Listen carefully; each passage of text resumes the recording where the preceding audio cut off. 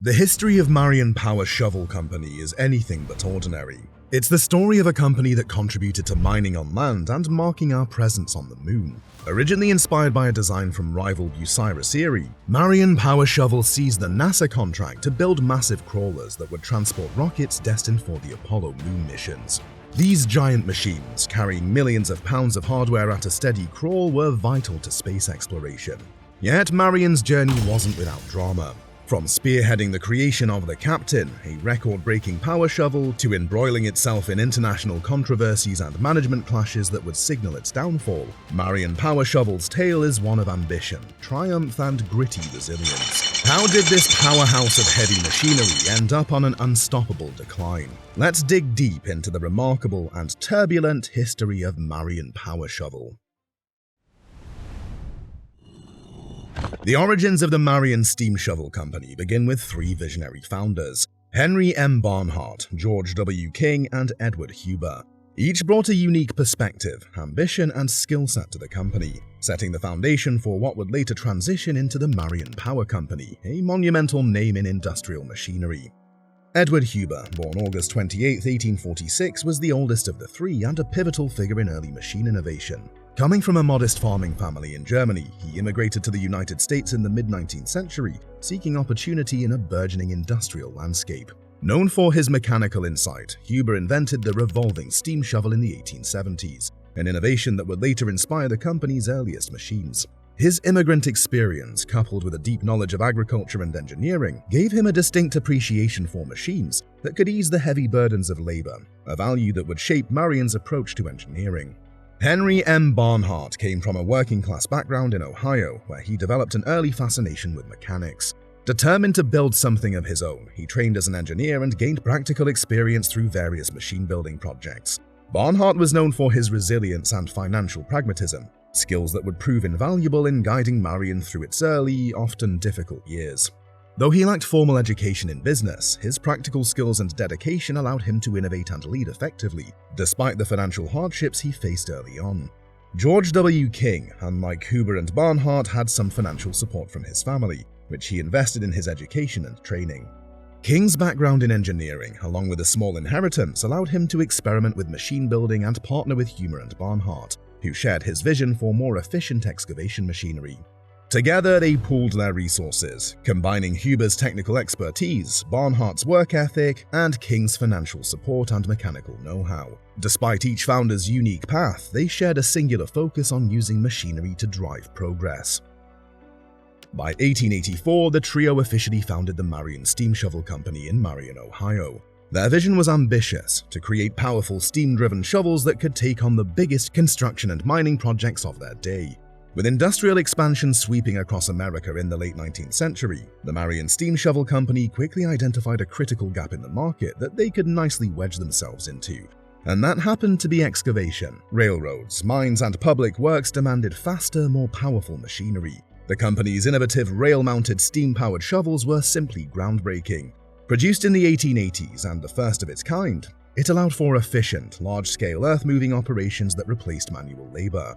Their reliability and power soon made them a trusted name across various industries.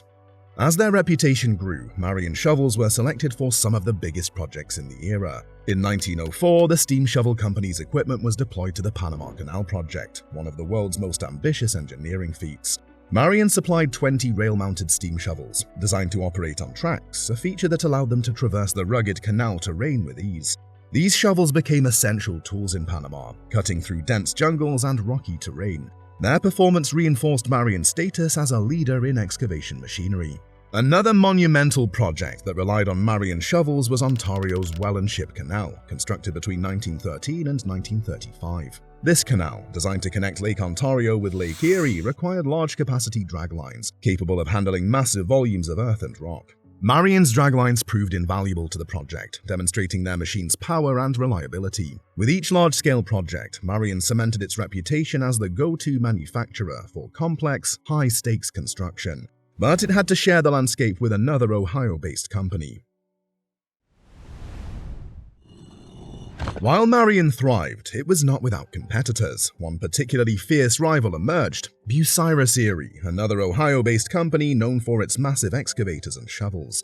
Bucyrus, like Marion, developed rugged and reliable steam-powered machines that became popular in mining and construction. The two companies vied for many of the same contracts and projects, each attempting to outdo the other with innovations in durability and efficiency. The rivalry between Marion and Bucyrus wasn't just regional. It reflected a battle of engineering advancements as each company introduced new features to capture market dominance. While Marion led the industry in rail-mounted shovels and mounted track systems, Bucyrus responded with its own innovations, creating an ongoing competition that would continue into the next century.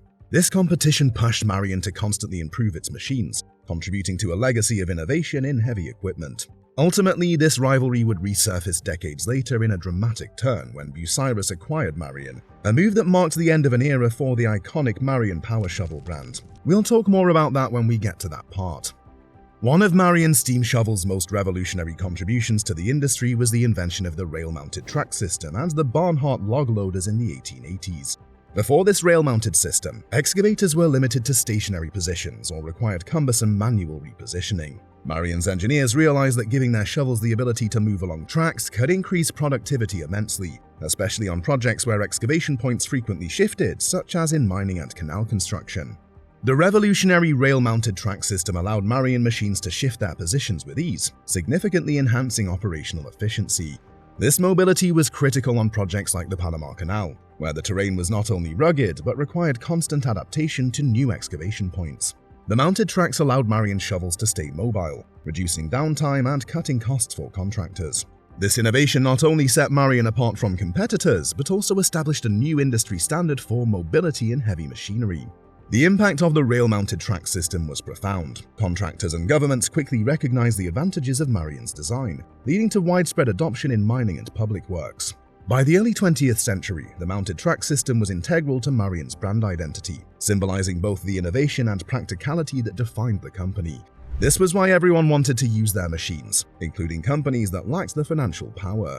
As expected of this innovative company, Marion came up with a clever solution. By the 1910s, Marion Steam Shovel took an innovative approach to expand its business by renting out its machinery to companies that couldn't afford to buy it outright. This rental model, a novel concept at the time, opened doors for smaller firms and contractors, allowing them to access Marion's powerful machines for short-term projects without the burden of full ownership. The rental model was particularly profitable for Marion, ensuring a consistent income stream during periods of economic uncertainty. In addition, it allowed more industries to access Marion's high-quality equipment, fostering a wider appreciation for the brand.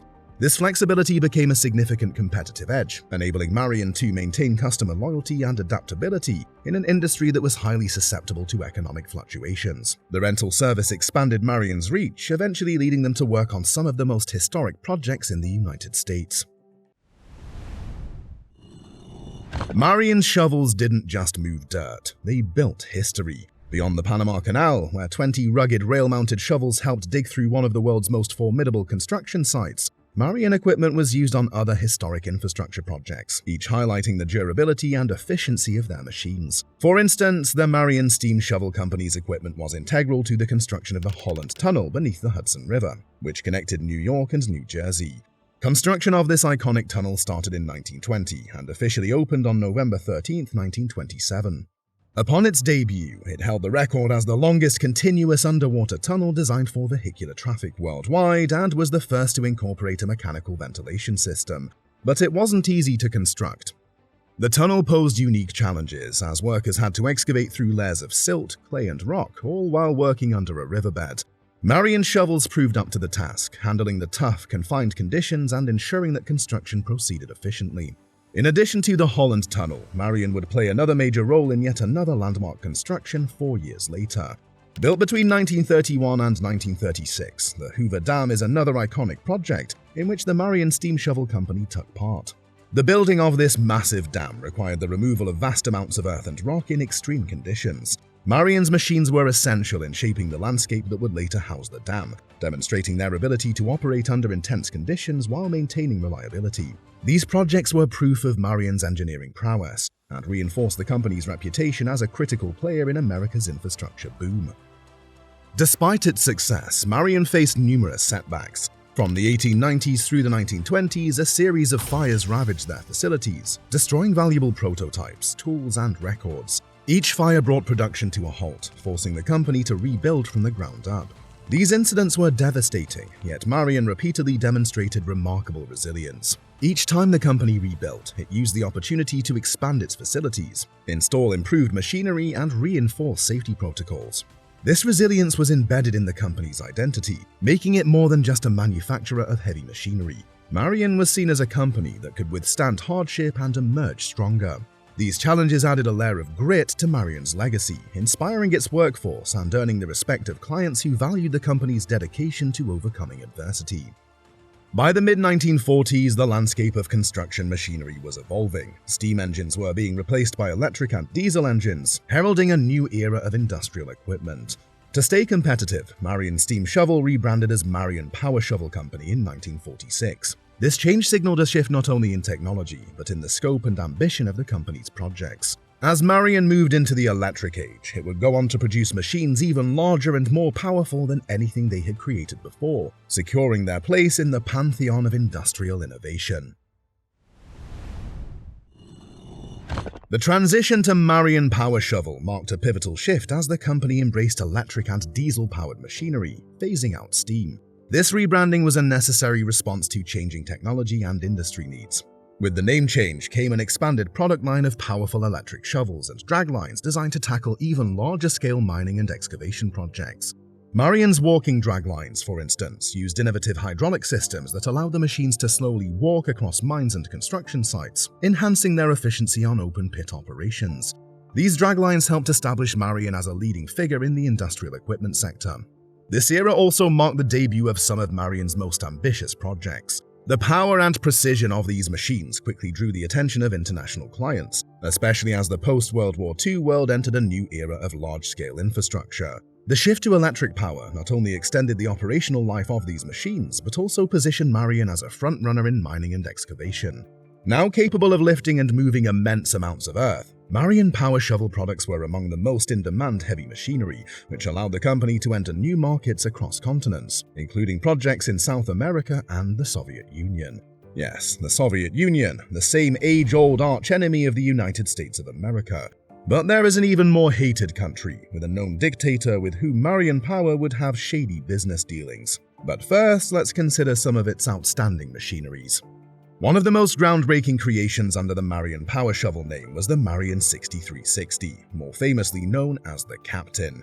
Commissioned in 1965, this colossal machine was designed for open-pit mining and is often cited as the largest power shovel ever created. Standing at an astonishing 210 feet tall and weighing approximately 28 million pounds, the Captain was a marvel of engineering. It was constructed specifically for coal mining, where its massive bucket, capable of holding 180 cubic yards, around 150 tons of earth, allowed it to strip enormous amounts of overburden. Operating this giant required a specialized crew, but remarkably only 4 individuals were needed on site to operate the entire machine. This was due in part to its advanced controls, including an electrical system with 20 high-power motors capable of producing 30,000 horsepower. The Captain's sheer capacity and the efficiency it brought to mining made it an instant legend, and it operated successfully for nearly 3 decades, contributing millions of tons of coal. However, tragedy struck in 1991 when an electrical fire damaged the Captain beyond repair. Attempts to salvage the machinery proved too costly, and it was ultimately scrapped, marking the end of an era. Yet the legacy of the Captain as the largest shovel of its kind left an indelible mark on the mining industry, and solidified Marion's reputation as an engineering powerhouse. Plus, it did give Bucyrus-Erie a run for their money. Already firmly planted as the strongest competitor to Marion, Bucyrus-Erie wasn't going to let Marion win the Battle of the Beast with the creation of the Captain. And so, 4 years after the Marion Power Company commissioned the Captain of every other power shovel, Bucyrus decided to come up with an even bigger beast, which it rightfully named Big Muskie, as it remains the largest dragline ever built. Its size, height, weight, and everything else about Big Muskie is nothing but outrageous. We've got another video on Bucyrus-Erie that explains it all. The summary of it all was that Marion Power and Bucyrus kept going head-to-head in their war of innovation and ingenuity.